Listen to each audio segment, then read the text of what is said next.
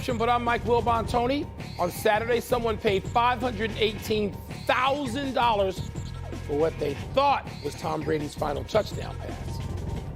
I'm Tony Kornheiser. In a related story, would you like to buy a used football I happen to buy on Saturday? Yeah.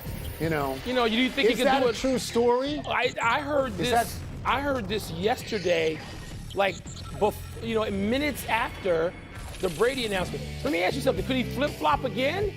Could he come out in 30 days and say, you know what? I'm done. If that's a true story and then he goes back to play, what a loser spending that kind of money. Welcome to PTI, boys and girls. We will get to the NCAA tournament draw in a moment, but we begin today with the blockbuster news from yesterday evening that Tom Brady is unretired. That didn't last long, did it? It was 40 days and 40 nights, like the biblical rain that led to Noah's Ark. Wilbon, Brady will be back with Tampa Bay. What does the brevity of his retirement say to you? Well, Tony, he didn't retire. He didn't have a retirement. He announced he was going to retire. He didn't retire. And I thought it was really appropriate, fitting, if you will, that picture we just saw, that video, started with his wife and children. Because Tom Brady was very public about this, and he said openly, he was going to change his life and move in a direction where his wife and children, his family, were more important to him now. Right. And who doesn't understand that at 45 years old, at any age? You and I often make fun of it. You have a great line over the years where you said, yeah, that's nice, but your family doesn't even want you around. And it's a nice joke to make, Tony, but I thought at the time, because his wife has publicly said, I'm tired of watching him get hit. I don't like that. That the time comes in every family dynamic when somebody says, hey, come on now, and you were influenced. You believe that at that time. And you say, you know what? She or they can be really appropriate here, and maybe I need to think about something else. That happens in every... I talked to football players this morning who told me they've had similar conversations. They didn't come right back like Brady, and my conclusion is Brady didn't want to go. He never wanted to go. He didn't retire. He only announced it. Yeah. So, first of all, I will just say that when he announced his retirement, I believed he was going to retire. I believed he'd taken a long time to think about he was going to retire. So yesterday, I'm watching the ESPN bracket show. It's in the evening. And there's a lot of stuff on the screen because guys are talking about teams, so they show footage of the teams. And then at the bottom of the screen, there's a crawl. And the crawl is who's going to play next and where they're going to play and when they're going to play. And at my age, this is a lot of moving parts. And I'm trying real hard to keep up with it. And then the bottom of the screen, in a giant red banner, it says breaking news. And I thought, whoa, did I just hit the dial to CNN? What happened here? But I was on ESPN and it said Tom Brady will play with Tampa Bay. And I was utterly stunned by this, as were everybody on the show, as was everybody watching. And if you don't think it's like an enormous story that took precedence over the NCAA, well, which is 3 days away anyway, just go ahead and look at the sports page of your local paper when it's in the top right, the lead position. Mike, I never understood why he was going to retire. At 44 years old, he led the NFL in passing yards and touchdowns. But I heard what he said, the same that you heard. I just think people are creatures of habit. And every day for the last 25 years has been accounted for with something having to do with football. And he probably took a deep breath and he said, I miss this. I want to do it. I want to do it. He always wanted to do it. Doing it. I told you last night, my take was slightly different than yours, and that he wanted to do it. By the way, this whole thing, the NCAA Selection Sunday is a holy day. To me, it's been that all my life. It's been that 50 years, and especially the last 35 or 40. Holy day. I don't even want Tom Brady interrupting Selection Sunday. So that annoyed the hell out of me that this news couldn't have come, Thursday or next Tuesday or during the play-in part of the tournament in Dayton. I was really annoyed by that. Breaking news. Influence, Tony. Breaking news. Influence, to me, led him to announce a retirement he could not execute. It's not good or bad. It just is. It is what it is. Wants to play. Wants to play. We knew that. Yeah, we all want to play. No, you don't want to play anymore. Let's move to the NCAA tournament. Why do you think I come to this show every day? I want to play. You want to play? Okay. I don't have to. I want to. Yeah, let's send it. Let's text Larry Brown. Let's text your old coach and tell him. Gonzaga, Arizona, Kansas, Baylor are the top 4 seeds. Texas A&M was apparently a controversial snub. Tony, what are your immediate impressions of the bracket? This is very simple. If you and I were to bet, I would say to you, you can have any 5 teams you want. You can take 4 number 1s and a number 2, any 5 you want, and I will take the field happily. Because I don't think there's a great team out there at all. I mean, I won't be surprised, Mike, if the 4 number 1s are out before we reach the Final Four. And Totally this year agree. is a year that I would pick Gonzaga. And I've trashed Gonzaga for years, and I've made the same point every year. Their conference does not prepare them for 5 tough games in a row, which is what you get, is 5 tough games max. But this year, every team has multiple losses. Nobody looks like a great team at all. Mike, I checked in over the weekend about 15 to 20 games, a little bit here, a little bit there, not just the major conferences. You know, the Ivy League and, you know, the CAA and the A10 and stuff like that. The best team I saw was Tennessee, and there were 3. Yeah. And they were the best team I saw. Seeded below two conference teams. Seeded below Kentucky and Arizona. I mean, Kentucky and Auburn. Tony, to me, Gonzaga has the best talent. And therefore the best team. Arizona, I think, has the best path forward when I look at the bracket. So I'm looking at that, but I agree with you. There's no great team out there. I think that I kind of want, like, the number 1 seeds, just go out. Chaotic tournaments are the best tournaments because they bring you the wow. Like several times a weekend, I think that this is what we're going to get. The people who pick chalk are insane that these number 1s, before the Final Four, the first weekend. I mean, I look at a team like Duke, Tony, and Duke has, maybe 4 lottery picks out there? They're really talented.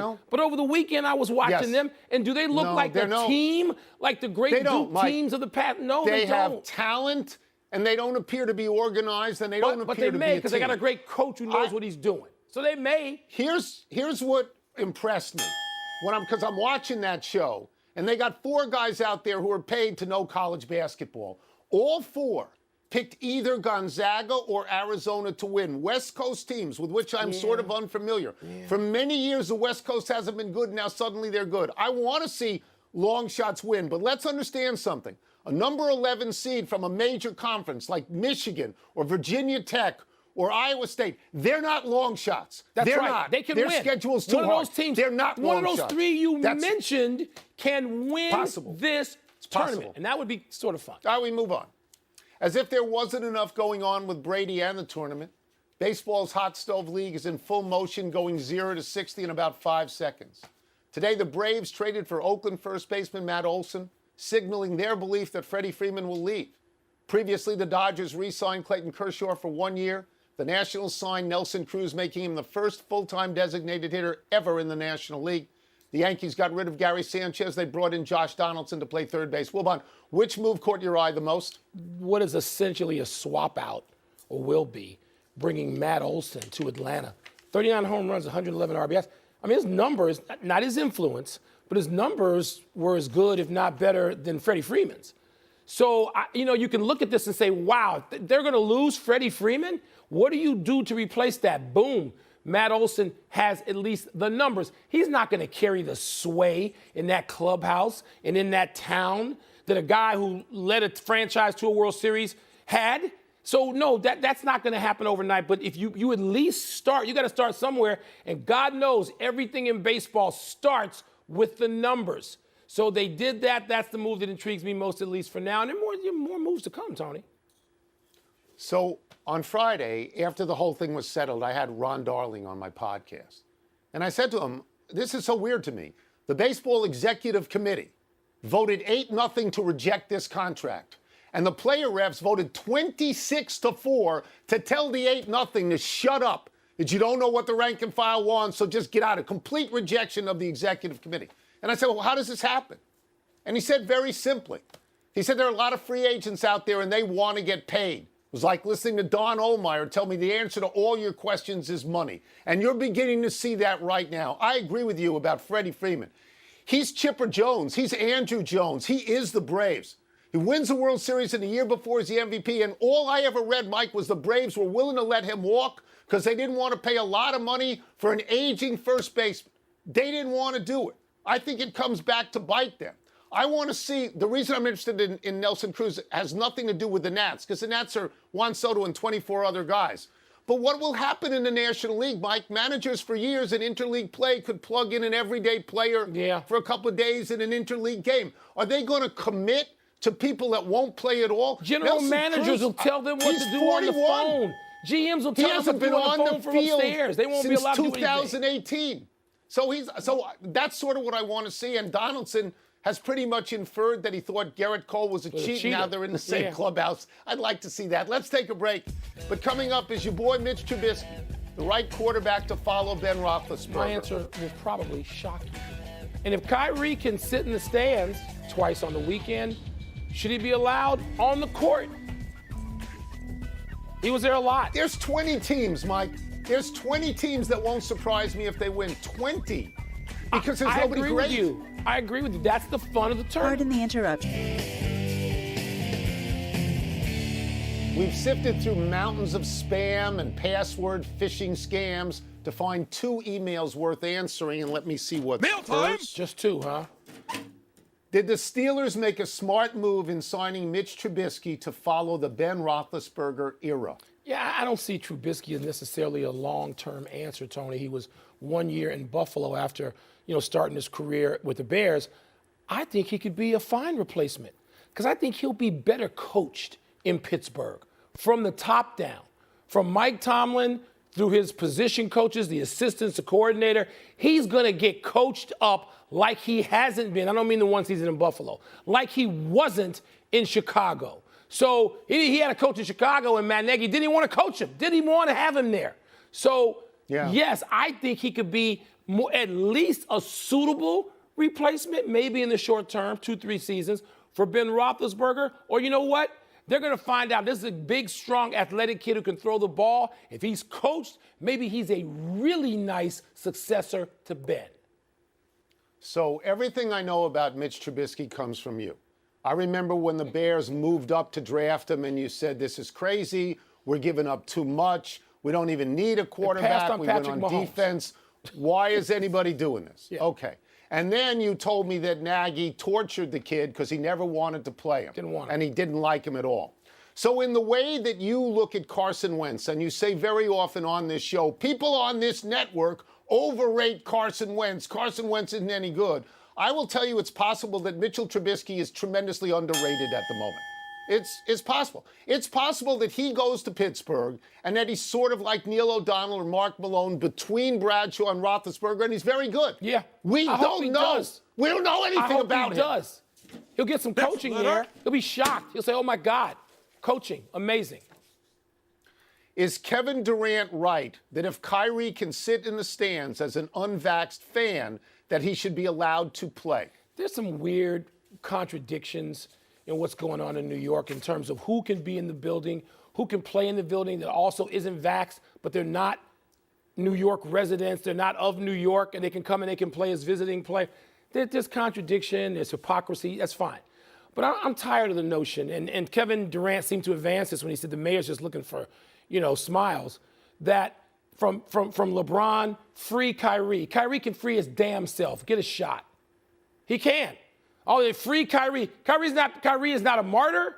Kyrie is not a hero. He isn't. He's not a victim. All right? So stop with this garbage, this nonsense. All these guys who want to tell you how woke they are, then wake the hell up. Kyrie can be a loyal teammate by taking a shot in the arm, which he's gotten plenty of as a kid because he went to school in the greater New York metropolitan area where he had to be vaccinated. So I'm tired of this garbage. That, oh, poor Kyrie, they're holding his feet to the fire. Stop. He has the option not to get vaccinated, and I support that. He has the option not to do it, but then there are consequences. Face them and stop whining and having everybody whine for you. So I'm going to try and get through the first part of this without any particular emotion. I'm going to read what I wrote down. If it is determined by the mayor of New York City that the virus no longer poses a threat because of a lack of vaccination, if this is where the science leads us, then yes, he should be allowed to play. And now the emotional part for me. I went and, just like you, I got 2 shots and I got a booster. And I did it for my own health and for the health and safety of those people I interact with every single day. I saw Kyrie Irving at that game. being camera ready, preening around after the game was over. And I just feel, and I've always felt this, he's a terrible teammate because he puts himself first all the time and doesn't care about, he may win in this one. He may get to play. They may win a championship. But for me, the emotional part says, boy, you could have been a much better teammate for a long period of time. Enough email. Let's take one last break, but still to come, bad news for the Padres already. And PSG fans boo Lionel Messi and Neymar, Tony. Is that deserved? They're booing two of the greats. Those are two of the what? Two of the 10 great players in the world, even now with Messi being older. So wait, so PSG is Pittsburgh, Paris shot Saint-Germain. Is that what that? Huh? Come on now. Okay. Happy time, people. Happy 34th birthday, Steph Curry. Arguably the greatest shooter ever, the two-time MVP and three-time champion, is having a rough go this season.